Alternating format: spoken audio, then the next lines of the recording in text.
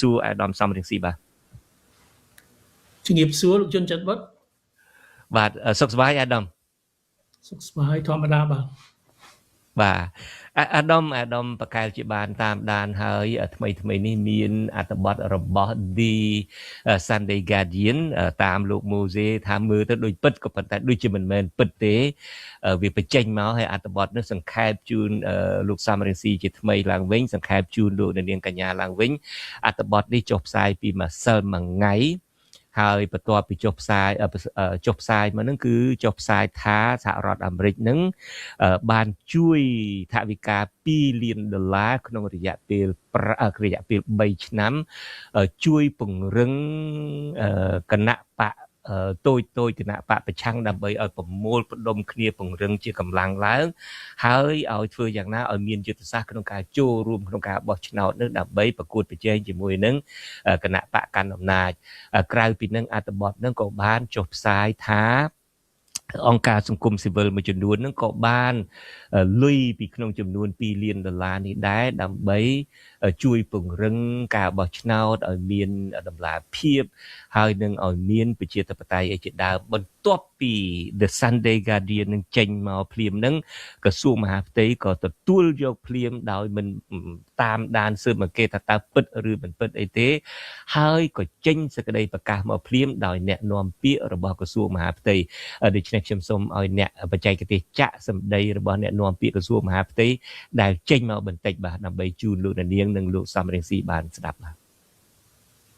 ប្រសិនបើការផ្សព្វផ្សាយព័ត៌មាននេះគឺជាការពិតក្រសួងមហាផ្ទៃសូមរំលឹកគណៈបកនយោបាយទាំងអស់ថារាល់ការទទួលវិភាគទានពីភាគីបរទេសទោះក្នុងរូបភាពណាក៏ដោយគឺជាសកម្មភាពផ្ទុយរដ្ឋធម្មនុញ្ញល្មើសច្បាប់ស្តីពីគណៈបកនយោបាយនិងច្បាប់នានាជាធរមានជាក់ស្ដែងច្បាប់ស្តីពីគណៈបកនយោបាយបានចែងថាគណៈបកនយោបាយត្រូវបានហាមឃាត់មិនឲ្យទទួលវិភាគទានទោះតាមរូបភាពណាក៏ដោយពីស្ថាប័នបរទេសក្រុមហ៊ុនបរទេសជនបរទេសឬអង្គការដែលមានប្រភពហិរញ្ញប្បទានពីបរទេសក្នុងករណីល្មើសច្បាប់បានអនុញ្ញាតឲ្យក្រសួងមហាផ្ទៃផាកពិន័យជាប្រាក់និងអាចប្តឹងរំលាយគណៈបកនយោបាយនោះទៅតុលាការកំពូលបាទអាដាមសេចក្តីប្រកាសនេះបើព័ត៌មាននេះជាព័ត៌មានពិតដូច្នេះវាមិនទាន់ពិតផងទេនៅពេលដែលថាបើព័ត៌មាននឹងពិតគឺគម្រាមកំហែងថាបើសិនជាពិតហ្នឹងគឺរំលាយចោលគណៈបកនយោបាយអីទាំងអស់ហ្នឹងអាដាមមានទស្សនៈបែបណាដែលមានការឆ្លើយតបបែបណាដែរអ្វីត្បិតតែអាដាមមិននៅជាក្នុងគណៈបកដែលមានឈ្មោះនៅក្នុងការផ្សាយរបស់ The Sunday Guardian ក៏ដោយចុះរឿងនេះជាឆាកល្ខោនលើគោកកំពេចកំពុកមិនចាំបាច់និយាយច្រើនចំណាយពេលយូរទេពីព្រោះគេឆឬទៅគេចង់បង្កើតលេសដើម្បីប្រមានគម្រាមកំហែងតែប៉ុណ្ណោះប៉ុន្តែខ្ញុំក៏អស់សំណើចថាមិនត្រូវទទួលជំនួយពីបរទេសជាពិសេសថវិកាចុះបើទទួលជំនួយឲ្យបរទេសបន្ទប់ឲ្យធ្វើអ្នកដឹកនាំឲ្យធ្វើអាយ៉ងបរទេសអានឹងមិនទទួលជំនួយពីបរទេសទៅខ្លាយទៅជាកញ្ចះបរទេសអានឹងមិនធ្ងន់ធ្ងរជាងការទទួលថវិកាពីបរទេសធ្ងន់ធ្ងរជាងឆ្ងាយណាបាទលោកប្រធានគណៈបកប្រជាជនកម្ពុជាពេលនេះកំពុងតែទៅសុំជំនួយពីប្រទេសចិននៅប្រទេសចិនឥឡូវនេះបាទប៉ុន្តែអានឹងរឿងបន្តតាមក្រោយទេប៉ុន្តែរឿងពីមុនដែលគាត់ទទួលជំនួយពីបរទេសបន្ទប់ឲ្យគាត់ឡើងធ្វើជាមេដឹកនាំអាយ៉ងក្បត់ជាតិកាត់ទឹកដីឲ្យបរទេសអានឹងទោសកំហុសធ្ងន់ណាបើយើងប្រៀបធៀបទទួលជំនួយពីបរទេសជំនួយប្រភេទណាជំនួយបែបណាជំនួយដែលមានផលវិបាកខ្លាំងដល់ណាអាជំនួយដែលបរទេសលើកបន្ទប់ធ្វើជាមេដឹកនាំអាយ៉ងក្បត់ជាតិខ្លួនឯងកាត់ទឹកដីឲ្យបរទេសអាហ្នឹងដែលទទួលជំនួយពីបរទេសទទួលជំនួយពីបរទេសឲ្យប្រទេសយើងហិនហោចអាហ្នឹងបានធ្ងន់បាទអាដាមនៅពេលប្រហែលជាមួយឆ្នាំទៀត នឹងមានការបោះឆ្នោតគុំសង្កាត់មុននឹងការបោះឆ្នោតនេះយើងឃើញមានសកម្មភាពបែបនេះចេញមកបណ្ដើរហើយទី1លោកហ៊ុនសែនចាប់ផ្ដើមចេញឃោសនាបោះឆ្នោតចាប់ផ្ដើមចេញឃោសនាបោះឆ្នោតនឹងជាទូទៅនឹងម្ដុំ 3-4 ខែដំបូងឯងបាទលោកចាប់ផ្ដើមចេញឃោសនាបោះឆ្នោតឥឡូវនឹងចេញមុនមួយឆ្នាំចាប់ផ្ដើមពាក់កណ្ដាលខែ6នឹងចាប់ផ្ដើមចេញឃោសនាហើយទន្ទឹមនឹងលោកហ៊ុនសែនចេញទៅឃោសនាបោះឆ្នោតក៏យើងចាប់ផ្ដើមឃើញមានផលិតព័ត៌មានคล้ายៗដើម្បីយកជាលេសក្នុងការរំលាយគណៈបកប្រឆាំងក្នុងការរំលាយគណៈបកតូចតាចនៅប្រទេសកម្ពុជាដែលកំពុងតែប្រមូលផ្ដុំគ្នាចងសាមគ្គីគ្នាលោកហ៊ុនសែនប្រហែលជាភ័យកាលពីគណៈបករបស់លោករួមគ្នានឹងជាមួយនឹងគណៈបកសិទ្ធិមនុស្សបកើតឡើងជាសង្គ្រោះជាតិនឹងធ្វើឲ្យគណៈបកប្រឆាំងសម្លេងគណៈបកប្រឆាំងធ្វើឲ្យការគ្រប់គ្រងពីក្នុងប្រទេសនឹងកើនឡើងរហូតដល់តែបានសន្លឹកឆ្នោតនឹងបដំប្រសងឬបើតាមលោកសំរៀងស៊ីវិញថាឈ្នះផងបើគុំតែមានការលួចសន្លឹកឆ្នោតទេតើនេះគឺជាការភ័យព្រួយបារម្ភរបស់លោកហ៊ុនសែនដែលជាប្រធានគណៈបកប្រជាជនកម្ពុជាដែលជានាយករដ្ឋមន្ត្រីត្រួតស៊ីគ្នានឹងដែរទេវាច្បាស់កលែតអ្វីដែលគេចង់បិទបាំងណាគឺការបោះឆ្នោតជាការបោះឆ្នោតលេងសើចជាការបោះឆ្នោតคล้ายអញ្ចឹងគេត្រូវបង្កើតរូបភាពថាការបោះឆ្នោតនោះមើលទៅដូចជាមែនតែនគេចុះទៅឃោសនាឲ្យឃើញមនុស្សចូលរួមយ៉ាងច្រើនប៉ុន្តែគេកែងមនុស្សណាគេទិញមនុស្សគេបង្ខំមនុស្សឲ្យចេញមុខឲ្យឃើញរូបភាពដូចជាសម្បើមណាស់ហ្នឹងរូបភាពបែបហ្នឹងដើម្បីបំបិទបាំងការពិតហ្នឹងគឺប្រជាពលរដ្ឋអត់មានសិទ្ធិសម្ដែងមតិអ្នកនយោបាយដែលមានឥទ្ធិពលអត់មានសិទ្ធិឈរឈ្មោះឲ្យគេបោះឆ្នោតគណៈបកនយោបាយដែលមានការគ្រប់គ្រងពីប្រជារាស្ត្រអត់មានសិទ្ធិធ្វើសកម្មភាពទេនឹងគេហៅថាការបោះឆ្នោតคล้ายដែលលទ្ធផលយើងដឹងទុកជាមុនអានឹងដែលគណៈបកហ៊ុនសែនខ្លួនឯងហ្នឹងគេកំពុងតែរៀបចំឆាកល្ខោនហ្នឹងដើម្បីឲ្យយើងនឹងនឹកមើលឃើញទៅអូដូចជាមានការបោះឆ្នោតប៉ុន្តែការបោះឆ្នោតហ្នឹងវាអត់មានតលតែសោះគឺគេរារាំងមិនឲ្យមានអ្នកចូលរួមការបោះឆ្នោតគណៈបកដែលហ៊ានតតាំងជាមួយរបបផ្ដាច់ការហ៊ុនសែនក៏គេមិនឲ្យដំណើរការប្រជាពលរដ្ឋដែលមិនពេញចិត្តរបបហ៊ុនសែនក៏គេមិនឲ្យនិយាយស្ដីសកម្មភាពពលរដ្ឋដើម្បីបង្ហាញថាខ្លួនមិនពេញចិត្តពីទង្វើរបបហ៊ុនសែនគឺគេអត់ឲ្យធ្វើតតែសោះគេចាប់ដាក់គុកគេបានបង្ហាញការគម្រាមកំហែងរបស់គេរហូតទៅដល់ចាប់ដាក់គុកប្រជាពលរដ្ឋរឿងអីបន្តិចបន្តួចឲ្យតែហើបមាត់ហ៊ាននិយាយការពិតសោះណាការពិតដែលរំខានដល់គេអានឹងគេមិនញញើតនឹងចាប់យើងដាក់គុកទេអញ្ចឹងក្នុងបរិយាកាសបែបហ្នឹងតើអាចមានការបោះឆ្នោតមែនតែនកើតទេអត់មានទេបាទទុកតែបោះឆ្នោតមែនតែននឹងបានឬមិនបានក៏ដោយចុះការបោះឆ្នោតក៏នឹងប្រព្រឹត្តទៅតែអញ្ចឹងដើម្បីបំពេញភាពស្របច្បាប់ឲ្យក្រមជនផ្ដាច់ការដឹកនាំដោយក្រមគ្រួសារតកូលហ៊ុននៅកម្ពុជានេះជាពិសេសយើងឃើញជាលើកដំបូងហើយក្នុងការចេញព័ត៌មានคล้ายក្រោមលេសថាសារព័ត៌មានឌីរហូតដល់ដាក់ឈ្មោះ The Sunday Guardian ដើម្បីស្ដាប់ទៅឲ្យស្តៀងនឹង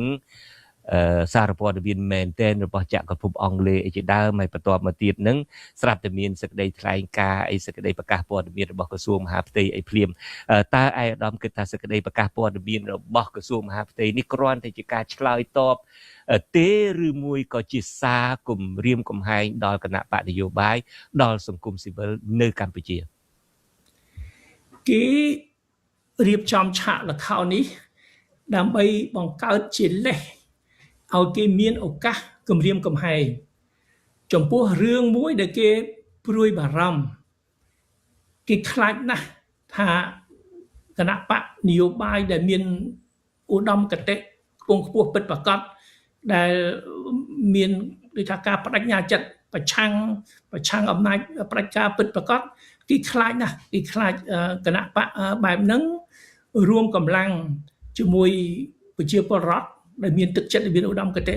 យើងជាខ្មែរស្រឡាញ់ជាតិស្រឡាញ់យុត្តិធម៌ដូចគ្នាគេខ្លាចចរន្តបែបនោះប្រមូលផ្ដុំហើយវាមានការបោះឆ្នោតពិតប្រាកដអាហ្នឹងគឺប្រមូលផ្ដុំបោះឆ្នោតផ្ដួលរំលំរបបហ៊ុនសែនណាហើយបើគ្មានការបោះឆ្នោតពិតប្រាកដគេខ្លាចចរន្តហ្នឹងខ្លាយទៅជាកម្លាំងមហាជនក៏អាចផ្ដួលរំលំរបបហ៊ុនសែនសប្តាហ៍ថ្ងៃដែរអញ្ចឹងហើយបានជាការប្រមានទុកជាមុនហើយគេរកលេសថាប្រមានទុកជាមុនហ្នឹងគឺទោះជារឿងបរទេសផ្ដល់ថវិកាជួយសកម្មភាពគណៈបកប្រជាធិបតេយ្យរឿងហ្នឹងគេអត់ដឹងទេពិតប្រាកដគេអត់ដឹងទេគេគ្រាន់តែថាបើរឿងហ្នឹងវាคล้ายទៅជាការពិតអានឹងគេនឹងបង្ក្រាបគេនឹងដាក់ទោសអីចាប់ដាក់គុកអីរំលាយគណៈបកអញ្ចឹងគេគ្រាន់ជាការគម្រាមកំហែងទុកជាមុនទេប៉ុន្តែអាការពិតគេអត់ដឹងទេពាក្យខ្មែរគេថាឆគេគ្រាន់តែឆជាមុនគម្រាមប្រជាពលរដ្ឋខ្មែរគណៈបកស្នេហាជាតិពិតប្រាកដនៅលើទឹកដីប្រទេសកម្ពុជាផងហើយគម្រាមអង្គការបរទេសផងថាបើអ្នកឯងមានបំណងជួយគណៈបកប្រជាធិបតេយ្យពិតប្រាកដនៅកម្ពុជាកុំជួយអត់បានការទេអ្នកឯងជួយទៅគណៈបកហ្នឹងត្រូវគេរំលាយដដែលហ្នឹងអញ្ចឹងអ្នកឯងជួយបានការអីអញ្ចឹងថាគម្រាមពមៀនទាំងសងខាងតែអាការពិតអាមូលដ្ឋានថាគេជួយនឹងគេមិនជួយគេជួយប្រមាណគេជួយនរណាគេជួយពេលណាអត់ដឹងអីទេរបបហ៊ុនសែនអត់ដឹងអីទេគេគ្រាន់តែគេឆហើយគេពមៀនទុកជាមុនបាទអាដាមអាចបកស្រាយបានទេពីការដែលក្រមប្រជាធិបតេយ្យក្រមគណៈបកប្រឆាំងទទួលការគ្រប់គ្រងពីអន្តរជាតិហើយនឹងការជ្រៀតជ្រែកកិច្ចការផ្ទៃក្នុងតើវាខុសគ្នាបែបណាទៅរវាងជំនួយអន្តរជាតិដើម្បីជំរុញឲ្យមានប្រជាធិបតេយ្យនៅប្រទេសកម្ពុជាហើយនឹងការចោទថាទទួលជំនួយពីបរទេសដើម្បីមកធ្វើវិធម្មនាដើម្បីមកបដិវត្តពណ៌ឲ្យជាដើមអាដាមអាចបែងចែកគ្នាឲ្យដាច់ឬមួយបង្ហាញការខុសគ្នាបានទេរវាងជំនួយអន្តរជាតិគ្រប់គ្រងប្រជាធិបតេយ្យហើយនឹងការជ្រៀតជ្រែកកិច្ចការផ្ទៃក្នុងជំនួយពីអង្គការអន្តរជាតិដែលគេលើកតម្កើងលទ្ធិប្រជាធិបតេយ្យណាគឺអត់មានខុសអីទេអានឹងជំនួយជាស្មារតីគេវឹកវើយើងគេធ្វើសិក្ខាសាលាគេឲ្យយើងទៅធ្វើទស្សនកិច្ចគេឲ្យយើងនឹងចូលរួមក្នុងការបង្រៀនពន្យល់ប្រជាពលរដ្ឋទ្រទ្រង់សកម្មភាពក្នុងប្រទេស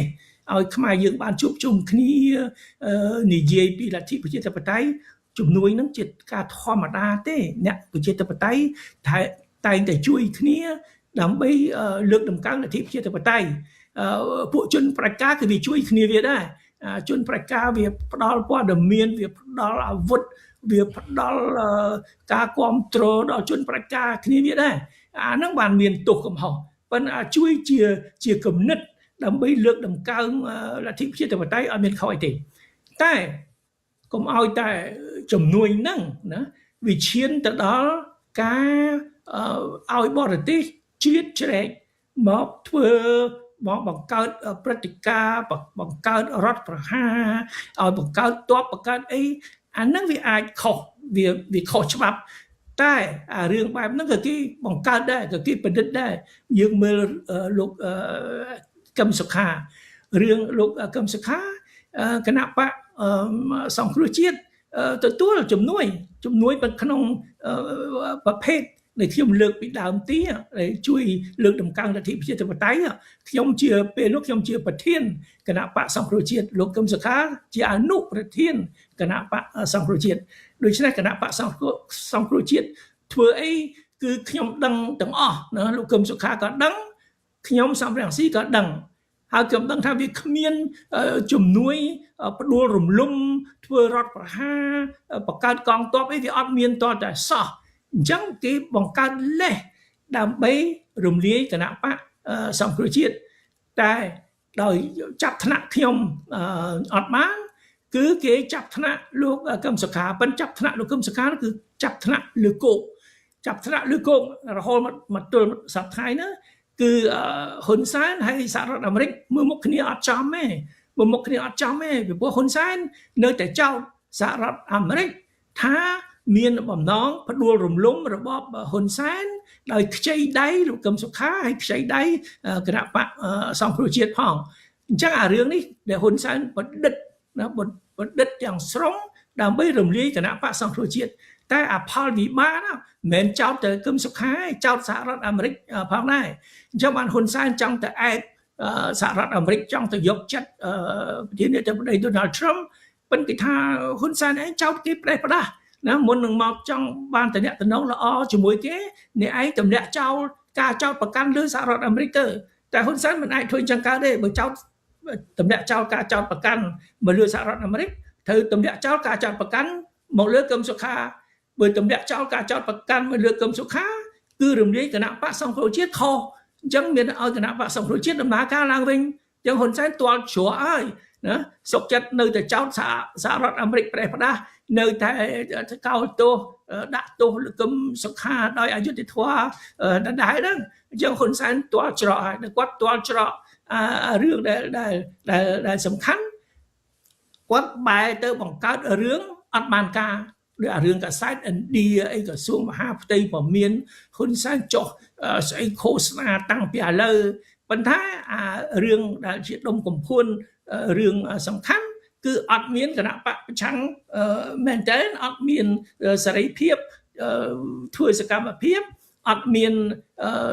សេរីភាពចូលរួមក្នុងការបោះឆ្នោតអត់ទៅមានការបោះឆ្នោតពិតប្រាកដតែម្ដងអារឿងនេះជារឿងសំខាន់អារឿងផ្សេងទៀតគឺរឿងដែលគេបង្កើតដើម្បីបំភាន់សាធារណមតិតែប៉ុណ្ណោះ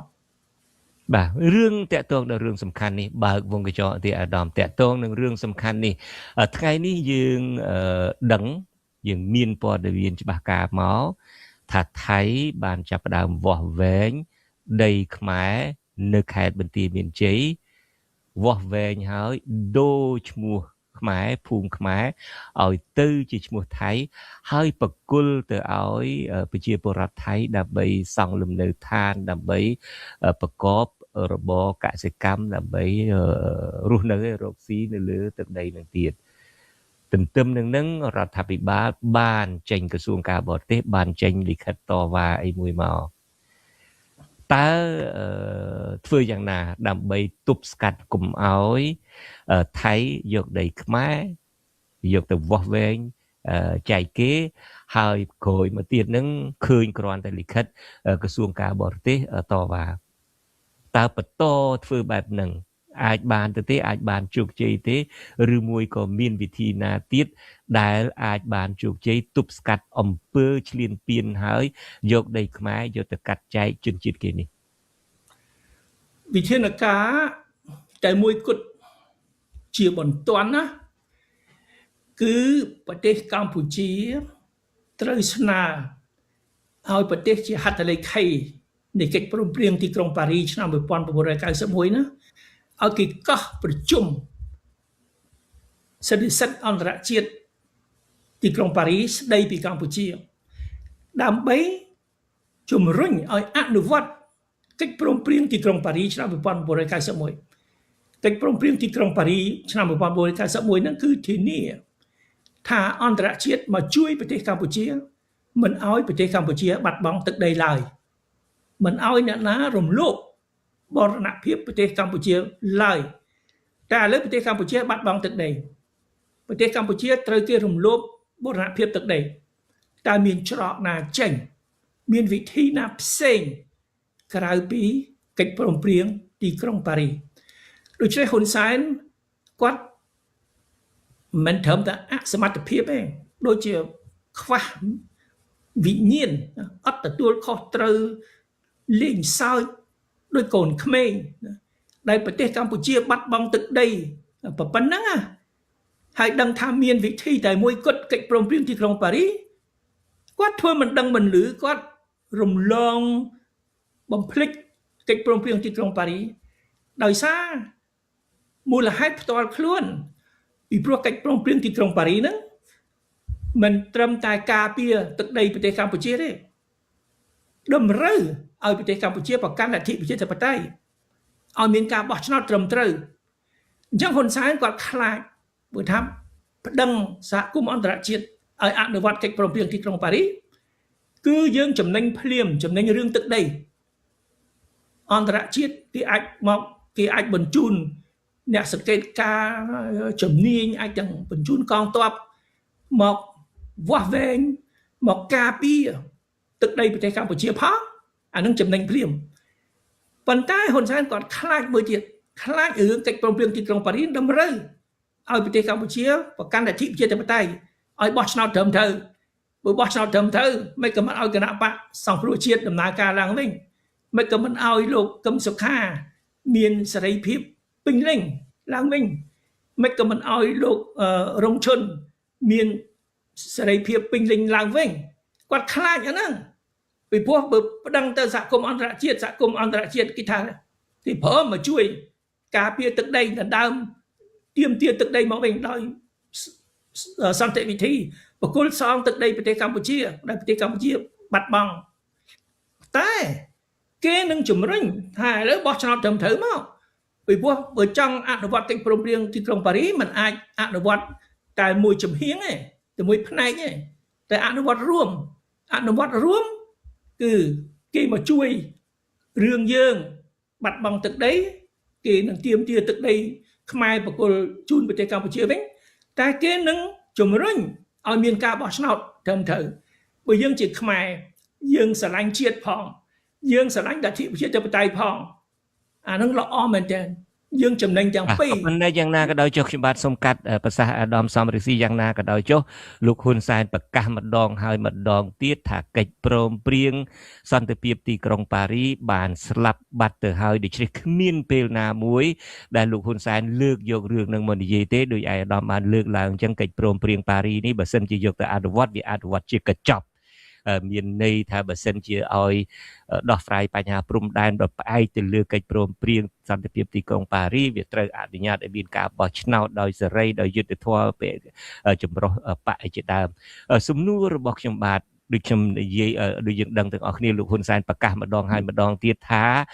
កិច្ចព្រមព្រៀងទីក្រុងប៉ារីសនេះស្លាប់បាត់ហើយគ្មានពេលណាមួយដែលគាត់លើកមកទេដែលហេតុថាវាប៉ះពាល់ដល់ប្រជាធិបតេយ្យវាប៉ះពាល់ជាកញ្ចប់នោះតើនៅពេលដែលចុះកិច្ចព្រមព្រៀងសន្តិភាពទីក្រុងប៉ារីសនឹងមានភាគីខ្មែរដែលមានចំនួននឹងគ្នាពេលនោះនឹងមានហ្វុនស៊ិនពេជ្រមានក្រុមគណៈបកកុម្មុយនីសរបស់លោកហ៊ុនសែននេះមានមានរបស់លោកតាស៊ិនសានអីនឹងជាដើមតើបើសិនជាគណៈបកប្រជាជនកម្ពុជានេះតែមួយគណៈបកនេះដឹកនាំរដ្ឋាភិបាលនេះហើយមិនព្រមអនុវត្តកិច្ចព្រមព្រៀងទីក្រុងប៉ារីសនេះក្នុងន័យថាគណៈបក3 4ទៀតដែលចូលរួមធ្វើជាផ្នែកមួយនៃគណៈប្រតិភូកម្ពុជាក្នុងការចុះហត្ថលេខាហ្នឹងតើអាចធ្វើឲ្យមានឥទ្ធិពលទេអាចធ្វើឲ្យកិច្ចព្រមព្រៀងនឹងដំណើរការទៅបានដោយមិនចាំបាច់មានគណៈបកប្រជាជនកម្ពុជានឹងទេបើគណៈបកប្រជាជនកម្ពុជាដឹកនាំដោយលោកហ៊ុនសែនថាអានឹងស្លាប់បាត់ទៅហើយនោះគាត់នឹងមិនប្រើនោះទី1សូមនិយាយពីលក្ខណៈតំណាងទោះជាពីដើមទីណាអ្នកដែលចុះហត្ថលេខាអ្នកតំណាងឲ្យប្រទេសកម្ពុជាមានភាគី4ណារហូតដល់4ណាពេលនោះក៏ដោយបាទតែលក្ខណៈជាតំណាងគឺនរណាជាតំណាងខ្មែរក្រហមចប់ហើយលោកតាស៊ិនសានក៏ចប់ហើយហ្វុនស៊ិនពេជ្រក៏ដូចជាអត់មានសកម្មភាពអីគួរឲ្យចាប់អារម្មណ៍ទេនៅសល់តែគណៈបកប្រជាជនកម្ពុជាប៉ុន្តែរឿងហ្នឹងមិនសំខាន់ទេដូចយើងមើលសហភាពសូវៀតសហភាពសូវៀតរលាយហើយប៉ុន្តែកិច្ចព្រមព្រៀងដែលចុះហត្ថលេខាដោយសហភាពសូវៀតគឺប្រទេសរុស្ស៊ីជាអ្នកបន្តកាតព្វកិច្ចដែលសហភាពសូវៀតបានទទួលយកណាមុនឆ្នាំ1991គឺសហភាពសូវៀតចុះហត្ថលេខាលើសន្ធិសញ្ញាអីប្រមាណជពាក់លុយគេអីប្រមាណរុស្ស៊ីរបស់ប្រធានាធិបតី Vladimir Putin អ្នកជំនួសអ្នកបំពេញកាតព្វកិច្ចហ្នឹងជំនួសណាកុំទៅសួរអីក៏បាត់ chef អីទៅណាអី Yeltsin អីទៅណាអត់ទេគេអត់ខ្វល់ទេគេថាអ្នកណាតំណាងឲ្យសហភាពសូវៀតឥឡូវណាដើរតួនាទីបច្ចុប្បន្នដោយសហភាពសូវៀតពីមុនគឺរុស្ស៊ី ឥឡូវកិច្ចព្រមព្រៀងទីក្រុងប៉ារីសក៏អញ្ចឹងដែរតំណាងឲ្យភាគីខ្មែរគេមិនទៅកេះហៅខ្មែរក្រហមសិនសានេះវិញគេថាអ្នកណាតំណាងឲ្យប្រទេសកម្ពុជាសប្តាហ៍គឺ ដូច្នេះมันមានន័យថាវាអត់បានប្រយោជន៍អីនៅពេលដែលអ្នកដែលតំណាងឲ្យកម្ពុជាគឺក្រមគ្រួសារតកូលហ៊ុនមិនមែនក្រមគ្រួសារតកូលហ៊ុនថាមិនទទួលយកហើយតើធ្វើម៉េចនឹងមានសង្ឃឹមទៅពីរឿងយកកិច្ចព្រមព្រៀងទីក្រុងប៉ារីសយកមកដោះស្រាយចំនួនព្រំដែនបានយើងមិនអាចទទួលយកបាននេះខ្មែរកូនខ្មែរដែលមានឈ្មោះជាខ្មែរណាមិនឲ្យហ៊ុនសែនយកឈ្មោះប្រទេសកម្ពុជាទៅលេងសើចទេ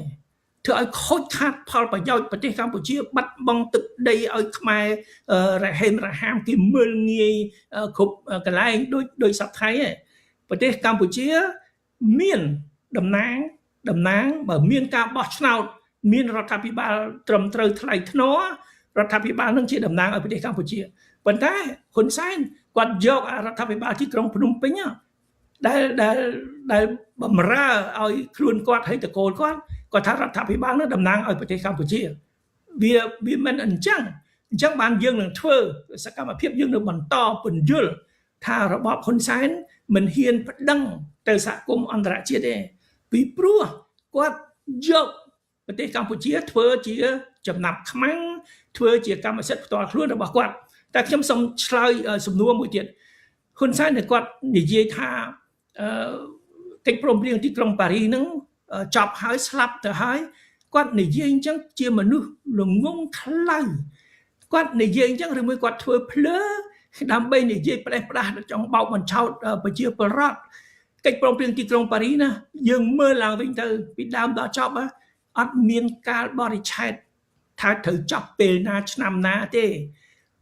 តើតែប្រទេសដែលជាហត្ថលេខីអាចរួមគ្នាប្រកាសថាឥឡូវរំលាយចោលទៅកិច្ចព្រមព្រៀងហ្នឹងគឺថាអស់មានសុពលភាពហើយតើតែមានព្រឹត្តិការណ៍អញ្ចឹងមួយប៉ុន្តែវាអត់មានតើតែសោះប្រទេសហត្ថជាហត្ថលេខីគេនៅតែរក្សាហត្ថលេខារបស់គេដូច្នេះកិច្ចព្រមព្រៀងទីក្រុងប៉ារីសនៅតែមានតម្លៃនៅតែមានជីវិតហើយសូមមើល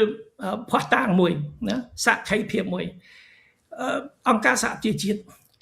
បានចាត់ហើយបានរក្សាឲ្យមានអ្នករាយការណ៍ពិសេសរបស់អង្គការសហប្រជាជាតិណាដើម្បីតាមដានស្ថានភាពសិទ្ធិមនុស្សនៅប្រទេសកម្ពុជាស្ថាប័នហ្នឹ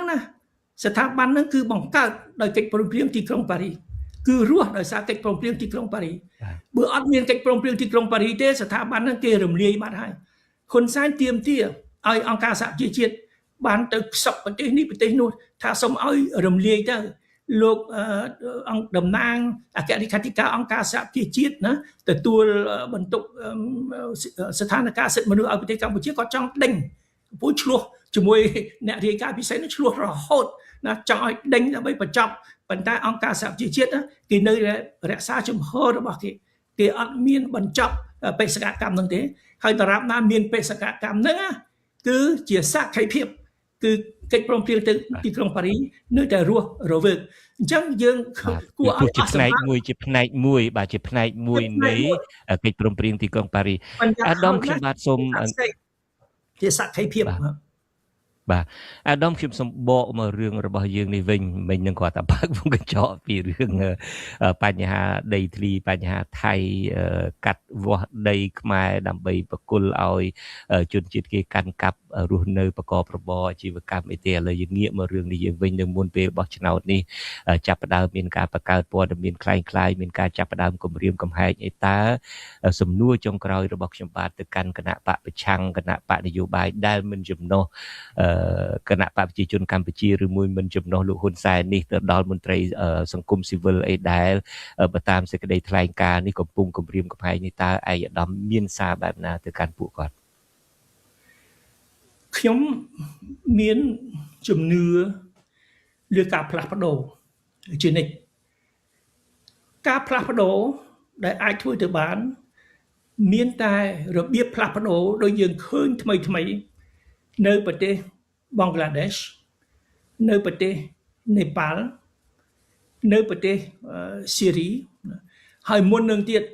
នៅប្រទេសដែលមហាជនប្រជាពលរដ្ឋងើបព្រមគ្នាកម្លាំងប្រជាពលរដ្ឋពេលណាប្រជាពលរដ្ឋងើបទោះជាមិត្តដំបងឃើញថាពិបាកมันអាចងើបទៅมันអាចធ្វើទៅបានទេប៉ុន្តែឲ្យតែមានចរន្តនឹងបន្តិចណាអាចរន្តនឹងវាកាន់តែធំឡើងហើយជនផ្ដាច់ការនៅប្រទេសណាក៏ដោយរបបណាក៏ដោយពេលវេលាឆ្នាំណាក៏ដោយឲ្យតែប្រជាពលរដ្ឋចាប់ផ្ដើមងើបកម្រើកណាគឺទប់អស់ជាប់ពេលហ្នឹងយើងឃើញជនផ្ដាច់ការរត់មកផាយតាំងពីដូចជានៅប្រទេសរូម៉ានីឆ្នាំ1989អ្នកណាមិនខ្លាចឆៅជេស្គូដូចហ៊ុនសែនអញ្ចឹងទាំងប្តីទាំងប្រពន្ធឆៅជេស្គូណា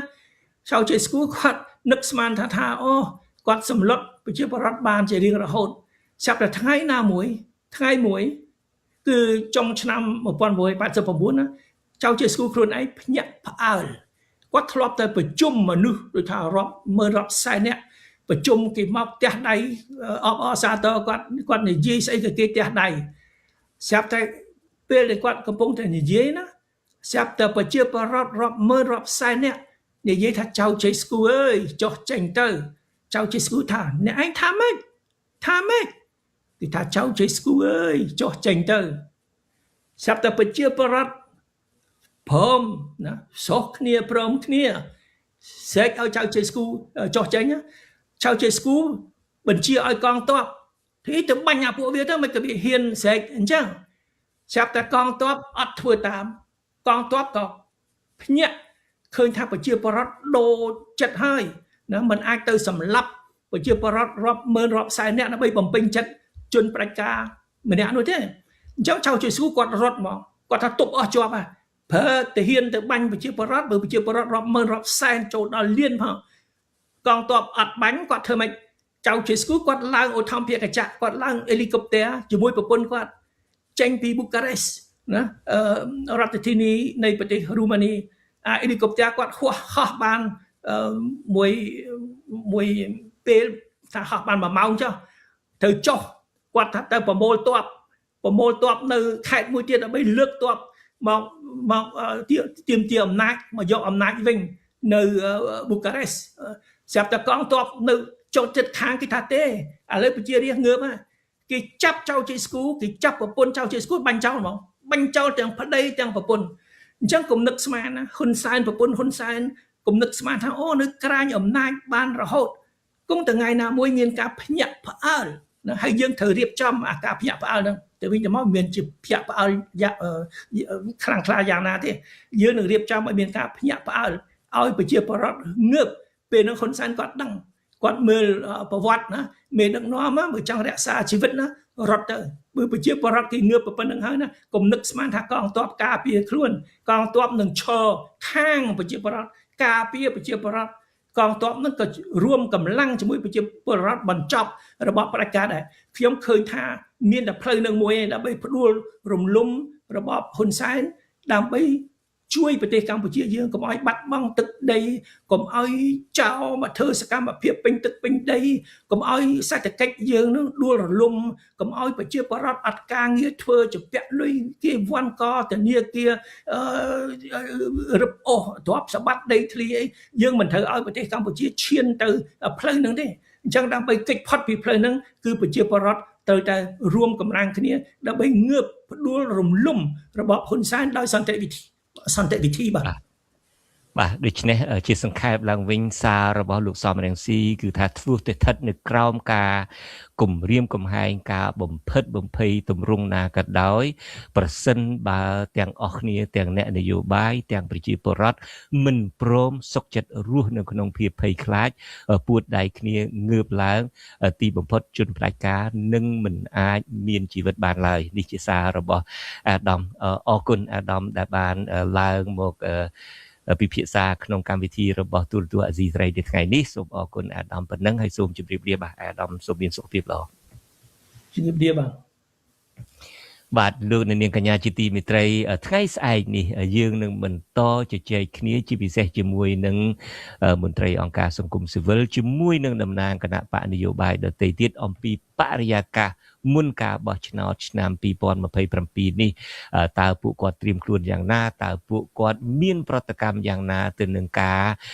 คล้ายព័ត៌មានដើម្បីចេញមកថ្លែងសារគម្រាមកំហែងដោយផ្ទាល់នេះសូមអញ្ជើញលោកអ្នកនាងត្រឡប់មកគាំទ្រការផ្សាយរបស់យើងខ្ញុំវិញហើយខ្ញុំបាទក៏នឹងសម្របសម្រួលកិច្ចពិភាក្សានិងផ្សាយព័ត៌មានថ្មីបន្ថែមទៀតជាពិសេសតាក់ទងទៅនឹង